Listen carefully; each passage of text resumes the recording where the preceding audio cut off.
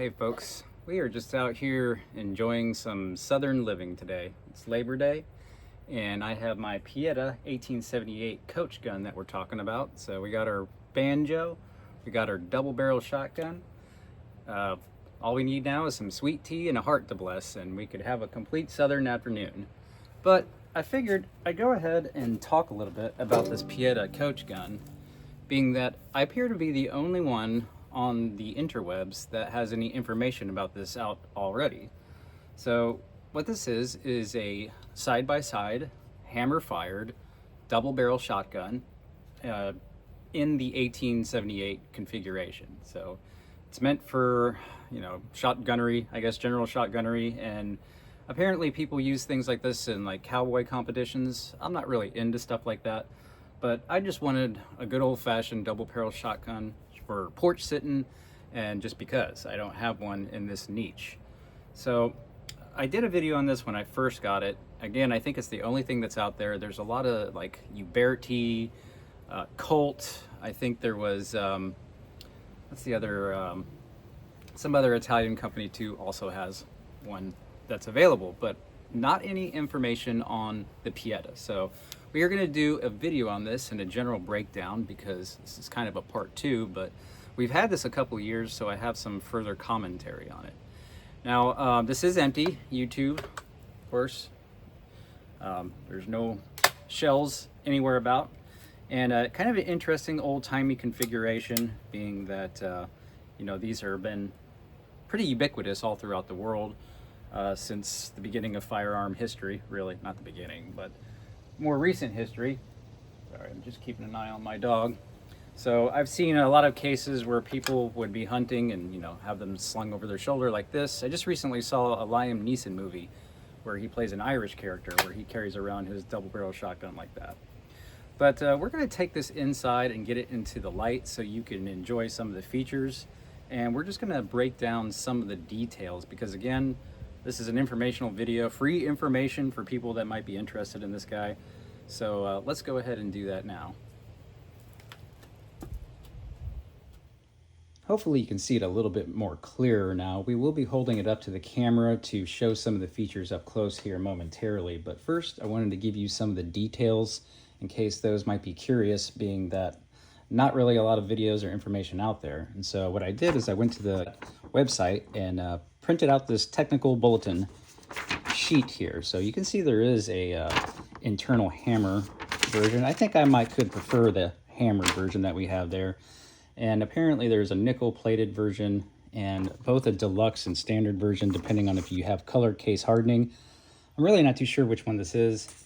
Maybe we should get out an actual tape measure. Got one of Grandpa's old-timey Starrett tape measures here that only comes in American increments, so we'll just go ahead and measure this tip to butt, which seems to be the way people prefer things. It's just over 37 inches, 37 and a quarter inches, so we'll see what that translates to here per the information. But the information states, and it is printed in both Italian and English. It's got a little Union Jack there, so obviously a very European-centric technical bulletin here, but it features forged steel SAE 1040 receiver, blued for standard models, color case hardened for deluxe models. I'd say this is mostly blued, but there's a little bit of color case hardening here. So the barrel is steel SAE 4140. It says length is 510 millimeters, 20 inches, or 550 millimeters, 21 and a half inches. We'll see what that is here in a minute. Fixed chokes, lapped with inside chrome, blued finish. The stock is Turkish walnut with pistol grip with a blued steel butt plate. And it's got Turkish walnut forend with a varnished beaver tail. Extractors are manual, and the manual tang, meaning you got to pull the shells out. Manual tang safety, double trigger, front bead sight. Total length is 37 and a half or 39 inches. I think we determined already this is 37 and a half inches. And weight 3.2 to 3.4 kilogram. That must be the difference between the two different lengths and the amount of steel. So I think that translates out, or rather converts to around 7 to 7.5 pounds accordingly. So that is the information. Again, you can find it on the Uberti website, but we'll try to get a screenshot up there that people can pause who want the information. Now here you can see, again, for the U of tubes, this is empty. So manual extraction. You can see here is the Tang safety. You can see the little S there for safe, and a little nothing for fire. And this is the swing actuator to pull it open, of course. Here's where you can basically take it apart. We're not going to do that. You can see that front bead sight there. A little bit of that color case hardening. That's beautiful there, isn't it? And the nice thing is this hasn't really corroded very much, being that it has been out in the Florida environment a little bit. And you could see the butt plate on it there. And that stock is very nice looking. Very nice looking side-by-side shotgun that I'm still pretty glad I picked up. It does have the double trigger, and the cool thing about these is that, you know, you're limited to 2 shots, but you have diversity in shotgunnery, as I like to put it, where if you wanted to run 2 different types of shells, maybe you wanted to do buck on your first, or rather what I consider the first shot, which is the front trigger, which actuates the... So from what I understand, you don't really want to dry fire these, so I try to like buffer it a little bit with my thumb. But the front trigger actuates the right barrel, the back trigger actuates the left barrel, and I should say releases the hammer, not actuates, but you know what I'm trying to say. And so cool thing is you could have bird shot on one side, buck on the other, depending on your application. You got buck on one side, slug on the other. You could have your exotic rounds, your rock salt, you know, a la Kill Bill style. Or you could just have, you know, again, some of those more exotic ones. I've seen things as far as little chains and all kinds of crazy stuff. Kitchen sink rounds that have a little bit of everything. But had a chance to take this to the range a few times, including the initial time. I'll put a link to in the description or the comments to the initial video I did on this, where it was actually unboxed and shot for the first time.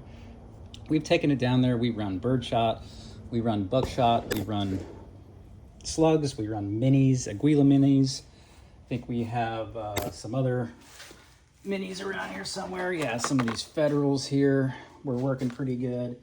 If you want, you know, limited recoil or reduced felt recoil, if you will, some of these Shoryus can help out with some of that. You know, some of those slugs sometimes in buckshot can really kick you back, especially if you're not like a huge dude like I am. But I like getting a chance every now and then to take it down there and give it a dance. Of course, on the professional range that I pay for, you are limited to certain rounds. You're not really supposed to do birdshot down there because it destroys the, you know, their little framed targets, if you will, and then they have to replace those. So they will kick you off the range if they find you shooting birdshot. Not that I haven't never popped one off down there, but I try not to. Really, at this point, I've accidentally done it a couple times. But I digress. That's getting more into my chicanery more than the shotgun itself. But again, probably a good thing for cowboy action shooting. You got those hammers there that are really nice looking. It's just an elegant looking shotgun. For really at this point, it's just a toy for me. I don't do cowboy action shooting or anything fancy. I just always wanted a double barrel shotgun for porch sitting and general southern hijinks. I think that's pretty much going to wrap up my thoughts on the Pietta 1878 side-by-side 12-gauge coach gun. So that concludes this video. We will come back if we have any further thoughts. That also concludes my little foray into my southern living experience here. So with that, I have some very southern man things to go do. So I bid you all adieu. Shalom.